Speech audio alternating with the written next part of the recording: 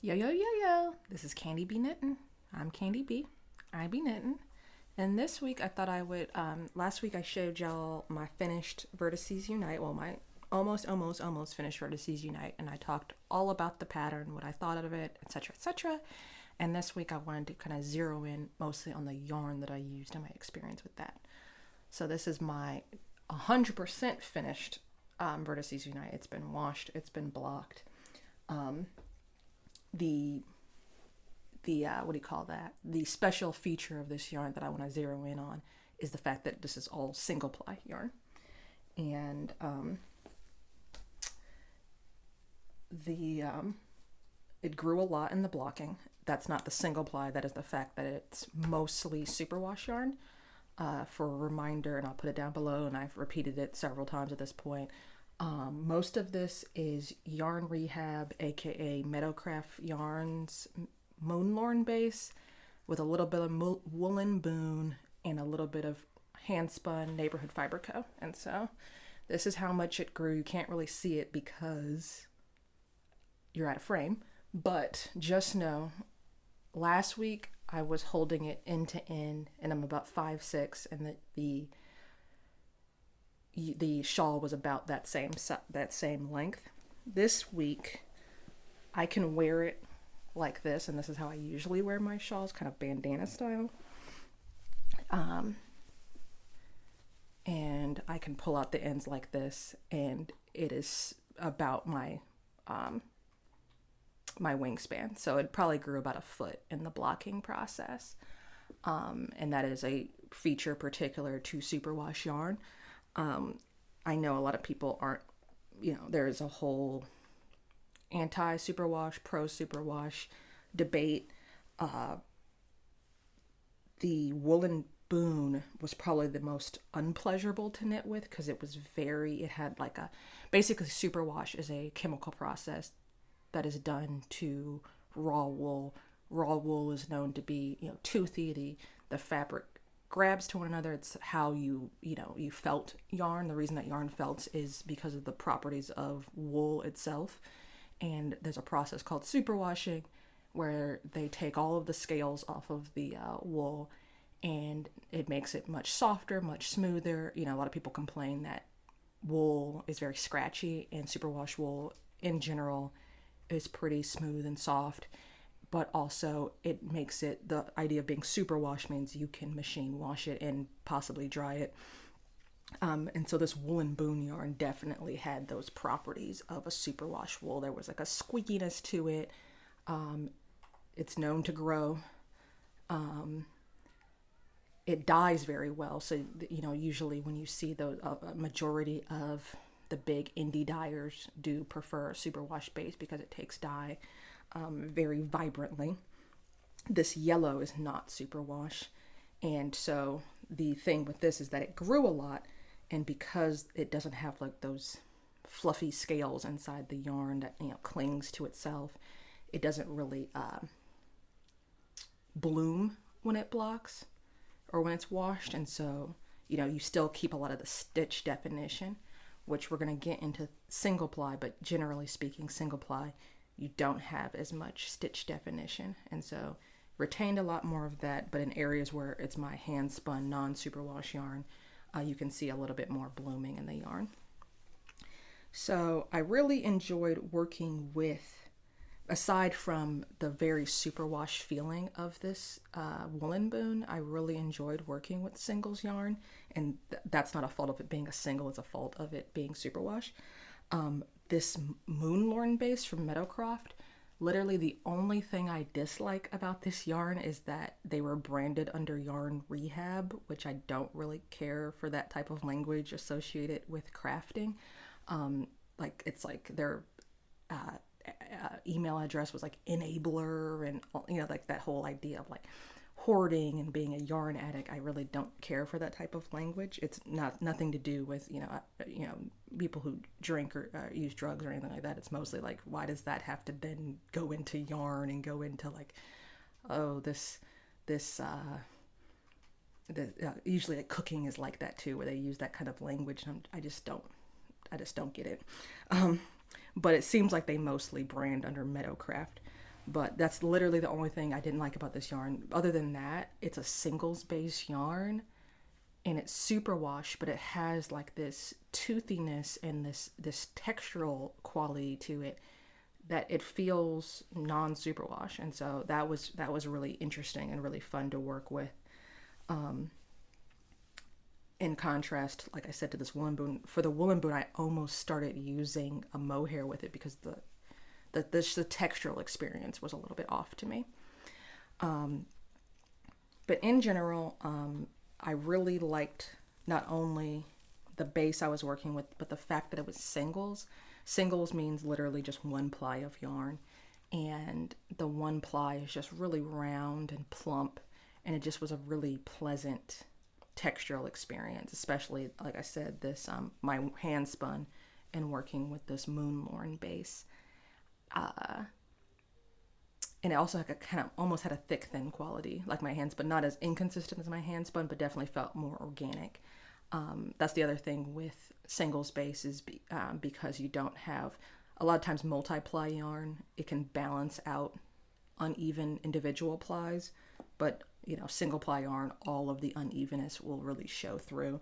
And I think that that's a quality that you can really embrace in certain projects. Particularly, people tend to go for single ply in shawls because they're not really high abrasion type projects. Like if you were to wear socks, your sock is rubbing against the inside of your sock all day, and the sock is rubbing the inside of your shoe all day, and the plies give strength and durability to yarn. A single ply does not have that durability, so it's just going to be a nice little, a shawl for just laying on me. I'm not going to go climb a mountain in my shawl or anything like that, so it's good for that. I think it takes color very well.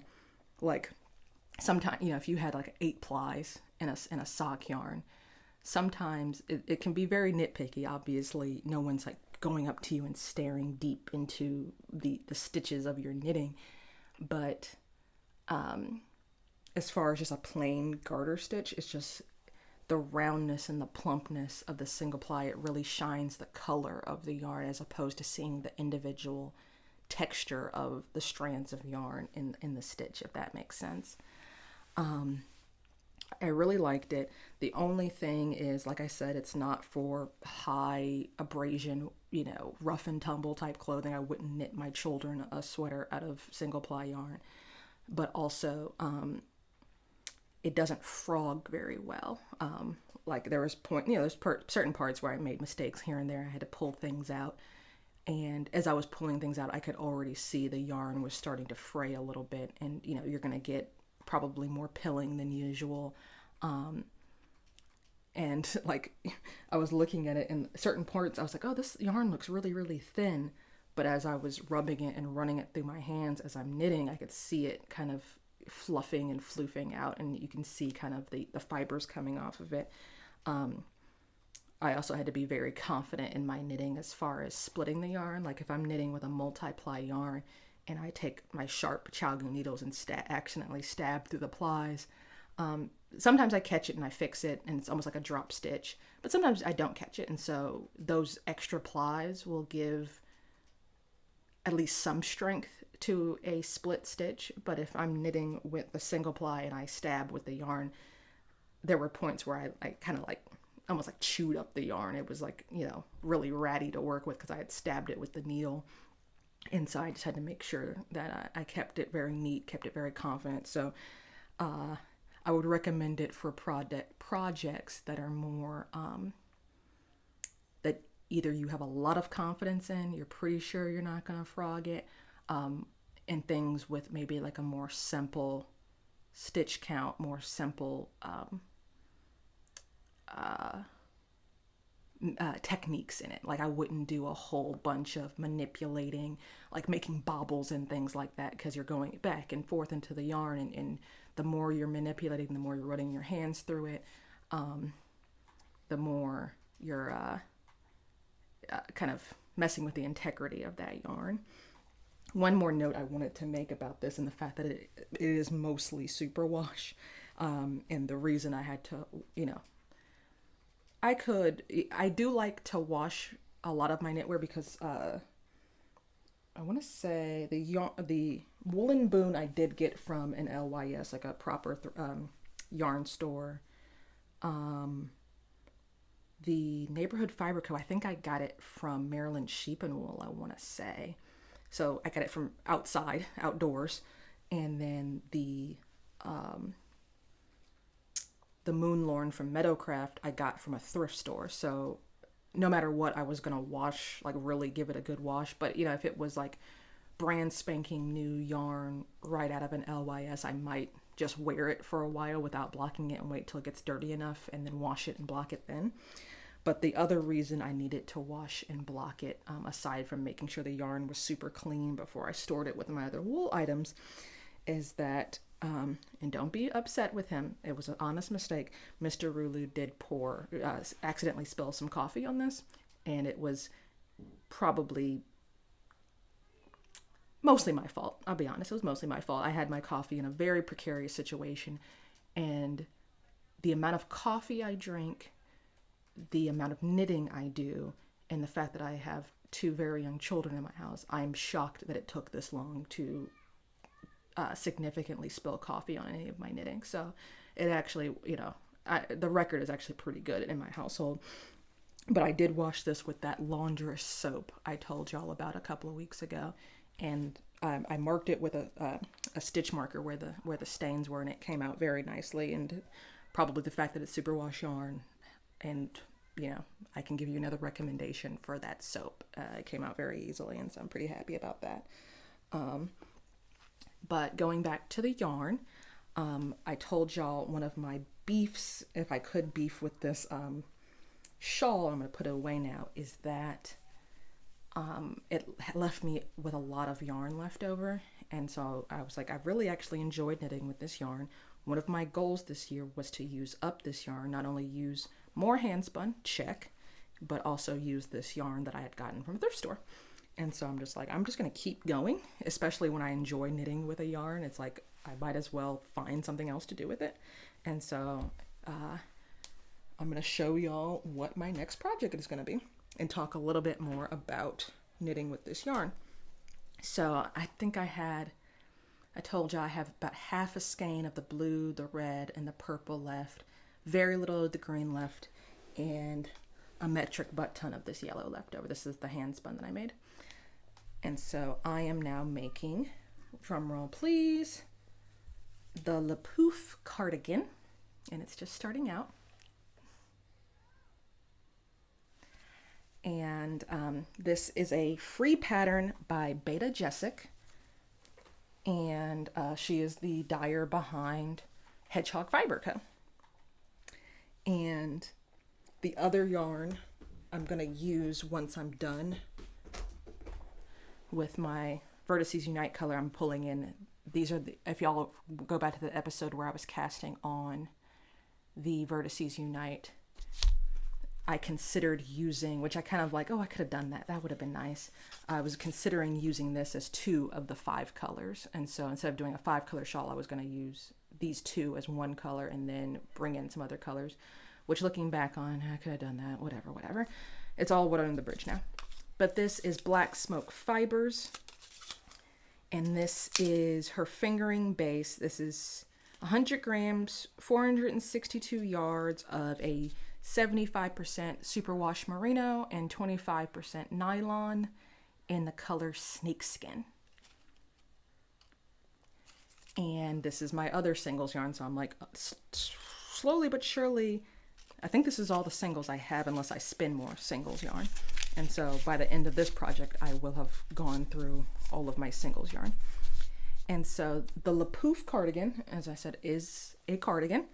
And I wanted this because, well, first of all, I loved like the group think and the knitting community. Probably like last year, I was listening to Lena from Another Knitting Pod, and I was actually going back and listening to her early episodes, and she was talking about this pattern, and I was just like, I didn't even know Beata Jezek / Hedgehog Fibers had patterns, and they're free. And Hedgehog Fibers is like, when I first started knitting, that was the first hand-dyed yarn that I really like coveted, And there was like one of the, like when I first went to an LYS, I was like, I want a skein of hedgehog fibers. And I bought one skein of hedgehog fibers yarn and made a cowl out of it. And I was just like, because, you know, everyone's always like, oh, you should knit with the stuff that, you know, gets you excited. And that was something that really excited me. And so the idea that, you know, she has patterns, I love it. But also she specifically dyes hand-dyed yarn. And so they're very, she has like the Pouf cardigan as a pullover. I think there's a shawl, there's all kinds of free patterns on their website. And the idea mostly behind a yarn company, what do you call that? Publishing patterns are that they're, her patterns are very simple, straightforward patterns that are meant to showcase the yarn itself, you know, not a lot of cables and things like that, which to me is perfect for using singles yarn. The Pouf cardigan is, as far as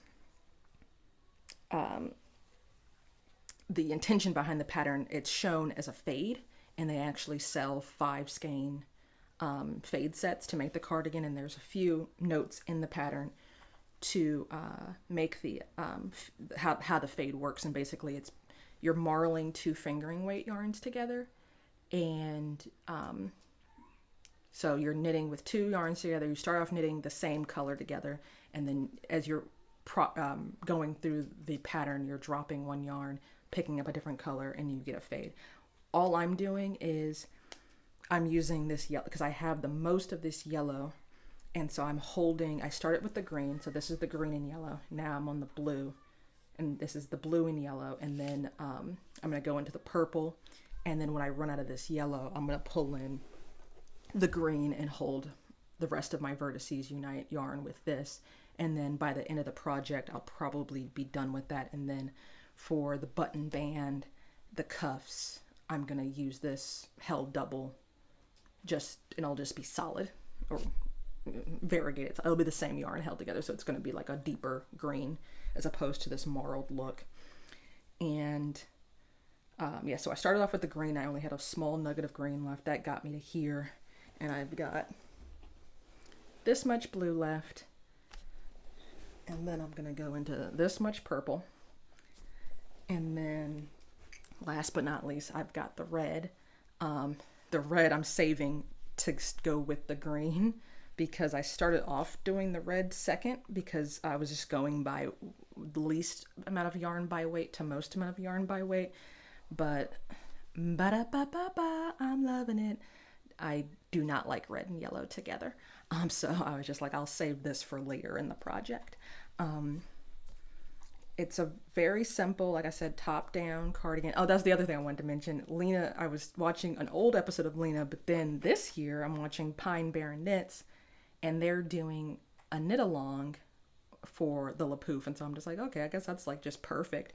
And this is going to be like their Rhinebeck sweater, and it's hashtag a particular age cow, because they both get very hot in pullover sweaters, so they wanted the option of wearing a warm a sweater that they could layer with, and it's DK weight, so it's not going to be like overly hot, because when you get to a particular age and you have a certain setup, you start to get a little warm. I'm not like quite at that age for sure yet, but I definitely run hotter. Like after having kids, something about me, I'm just like cooking. And so if y'all also recall, one of my goals this year was to knit a proper cardigan, because I don't, like, as far as fashion goes, I'm not a big, cardigans are not my favorite, what do you call that, silhouette. I much prefer, I think I look much better in a pullover, just because, you know, you have the straight lines coming straight down in a cardigan, and I just don't care for, you know, chopping up my silhouette in that way. But I do get that it's just practically, sometimes you just need a cardigan, you know, especially at work. You know, I'm wearing, you know, usually my formal wear, or if I have a meeting at work, I'm wearing maybe a sleeveless dress or a shell top and slacks. And sometimes you just need like a little jacket to throw on in meetings and things like that. And that's another thing too. Like, yes, a cardigan, you can get a lot of pilling as far as underarms go and things like that. But this is going to be mostly to go kind of with more my professional wardrobe. So I'm not going to be like I said, going on hikes or, playing in the garden with the kids in this cardigan. It's going to be, I have a meeting in the boardroom.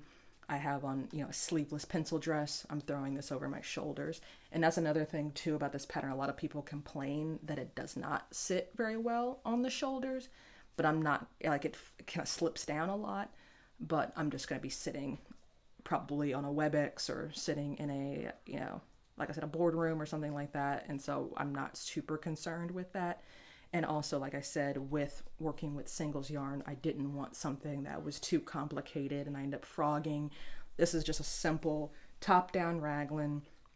It uses make one rights, make one lefts, and it's like a super bare bones pattern. That being said, like I said, the pattern is free. You do have to sign up for their newsletter, and that's what I'm very grateful that I have a YouTube channel, because I can use my email address for that kind of stuff and it doesn't clog up my inbox, because they've been emailing me maybe once every couple of days. I get an email from Hedgehog Fibers. So if that's something that bothers you, maybe this isn't the pattern for you, or you can sign up for the newsletter and then unsubscribe, I guess. But it is, like I said, it's a bare bones, not a lot of shaping, knit straight down. They give you a little bit of guidance about how to do the fade, and then that's basically it. If you want to do anything else, you kind of have to figure it out for yourself. Like I said, there's no short rows, anything like that. I might, when I pick up for the collar, try to add some short rows maybe. And also the sleeves are very long, and they're kind of almost like bishop sleeves. And so I'm gonna have to figure that out, because that's not really my vibe either. So I'm gonna have to play around with it a little bit, but you get what you pay for as far as patterns are concerned. They're gonna give you a bunch of different fits and options in a free pattern from a yarn company. But I think this is definitely going to be an upgrade over my old ratty gray cardigan. And as I said, that was one of my goals on the of the year, was to get rid of some of the store-bought clothes that don't excite me, so I can start wearing my hand knits more. I think this is just going to put a real big smile on my face when I am at work, Something about like just an old gray cardigan from Target just does, and you're already at work sitting in a meeting, like you need something to put a smile on your face these days. I'll get more into the pattern the more I get into the pattern. Like I literally haven't even split for sleeves yet. And so that's all I'm going to say about that for now, because I don't want to get repetitive with that. But like I said, I had my old ratty gray cardigan, and along with a bunch of other sweaters too. And one of my goals was to destash my clothes to make more room for more of my knitted objects, because like I said, I have a lot of, I just have a limited amount of space I'm willing to dedicate to certain things in my house. And so if I have a stash of yarn and then I knit all of that yarn into objects, like that's great, that's usable stuff. But it's still stuff in my house, and then I want to buy more yarn, and it's fine to buy more yarn to do more projects, but then, my closet is now filling up. So I'm basically moving objects from my craft room into my closet, and then, so something's got to give. And so this past weekend I did clean out my closet. It's, springtime, that kind of vibe is in the air, and I took a bunch of my clothes to donate. My church has what's called a moneyless yard sale, where you bring literally anything and everything. You wouldn't, maybe you could imagine the things that you think that no one would want, but because they're free, like yeah, I'll take that. I can figure out something with that, especially, us crafty people. And so I took it down there, and you bring whatever you want, take whatever you want, and then at the end of the event, they donate it to the rest of the things to a local thrift store, which has a really great mission and everything. And so I took all of my clothes down there. And I did leave with less than what I brought. I did pick up some things, but I guess this brings us to the acquisition part of the podcast, because I'm a YouTuber and I'm a knitter. And so I brought all my old store. I kept 2 store-bought sweaters that I might still end up getting rid of, but I want to kind of wait till next winter and see what I've knit up by then, because I still need sweaters. But I did leave with 1 sweater. And so my acquisition is actually a store-bought sweater. And this is an LL Bean size large, tall, quarter button down sweater, and my intention was to try my hand at frogging a store-bought sweater and salvaging the yarn, just to do something fun and different. I've been seeing it a lot online, and it's just this was, the sweater was free and I can knit. It's not like I'm just collecting yarn to do nothing with. And so I'm just like, this would be a fun, low stakes way to spend my time.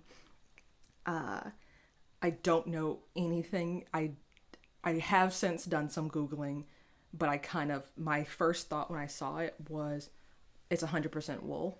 I can do something with this. The concern when you buy store-bought sweaters is that the seams are serged, which basically means the knitting has been cut, and so you're just going to end up with like long strips of yarn. So I knew that was going to be an issue going in. But I was just like, it's 100% wool. I'm crafty. Even if it is not the right type of sweater for this type of project, I can figure out something to do with it. You can also, like sweaters like this, you can felt and then do things with the felted material, things like that. But it's 100% lamb's wool. LL Bean, to my knowledge, is a pretty like reputable brand as far as their construction and the quality of their materials. It looked, gosh darn, almost brand new. There's a tiny bit of pilling, but there's no like, I wouldn't have bought it if it had moth holes in it, or bought it. I wouldn't have taken it if it had moth holes in it or looked eaten up or the seams looked ripped. But it's just very, very little pilling, smells clean. And I came home, did some Googles, and it turns out it is the right sweater. So let me show you the inside of this sweater.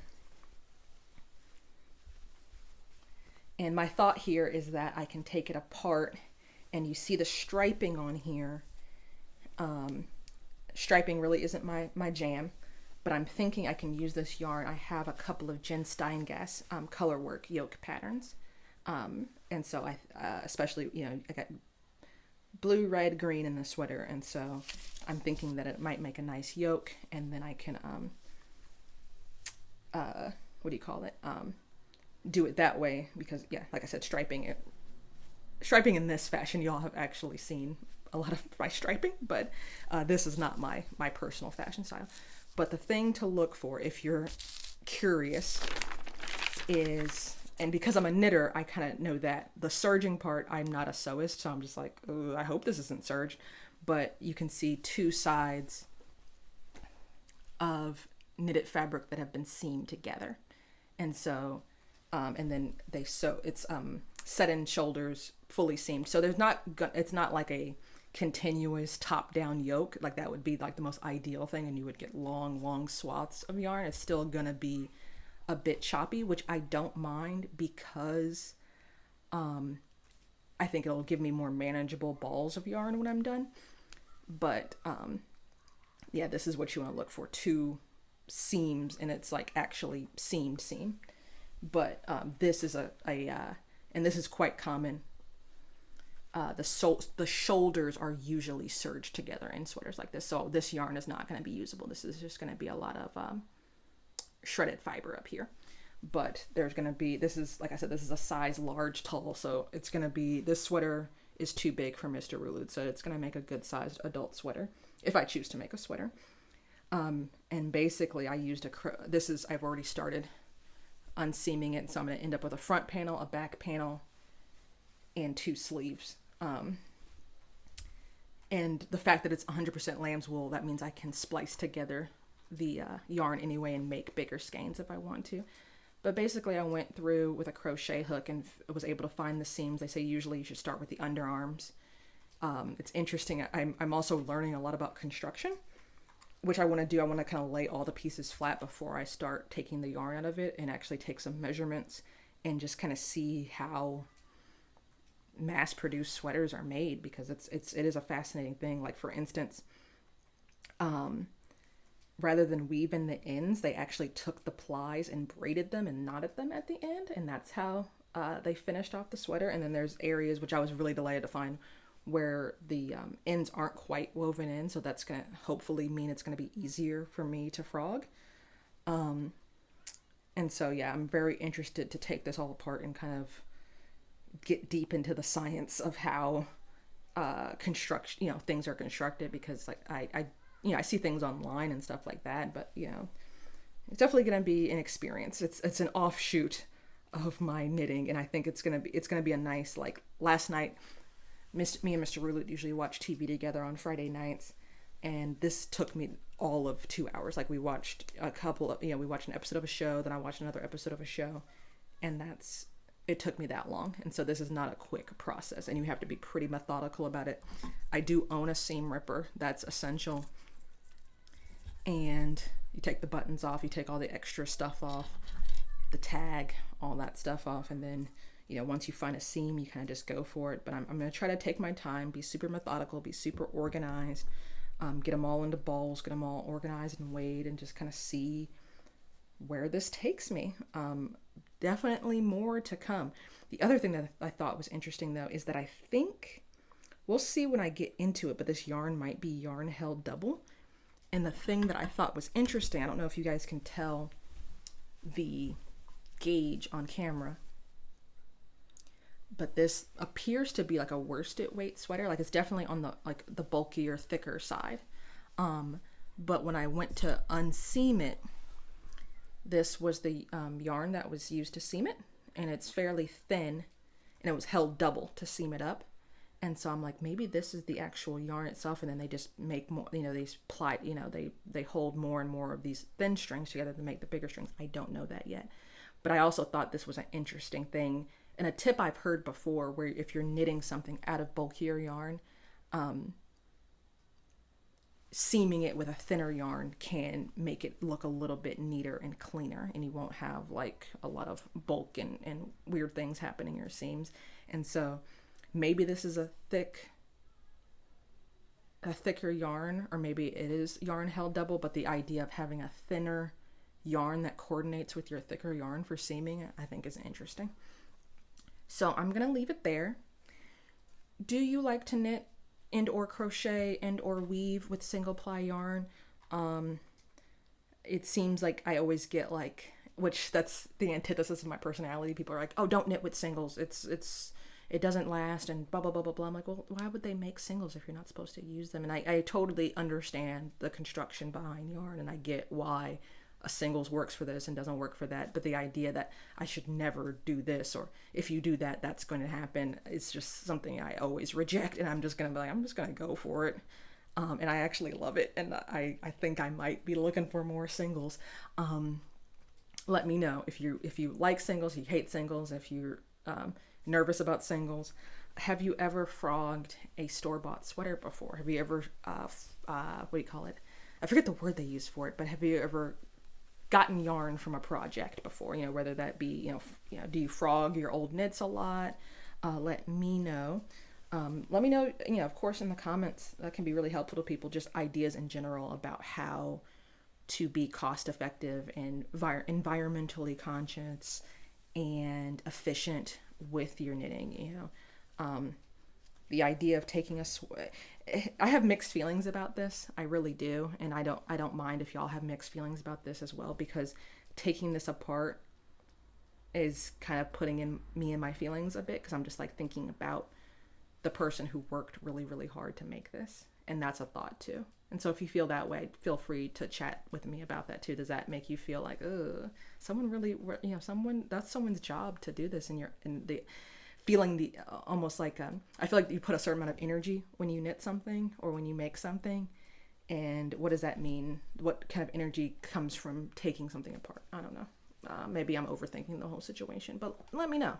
It's a valid feeling. I know a lot of people really hate it when they go to the thrift store and they see something obviously, a handmade, something that looks like it may have been a gift to someone, like an old baby blanket or something like that. People really get into their feelings about that, especially seeing it in the thrift store and then seeing someone buy it for $5-10 and maybe frog it or maybe cut it up and use it in a different project. Do y'all feel some type of way about that? Let me know. Until next time, this is Candy B Knittin. I'm Candy B. I'm B Knittin.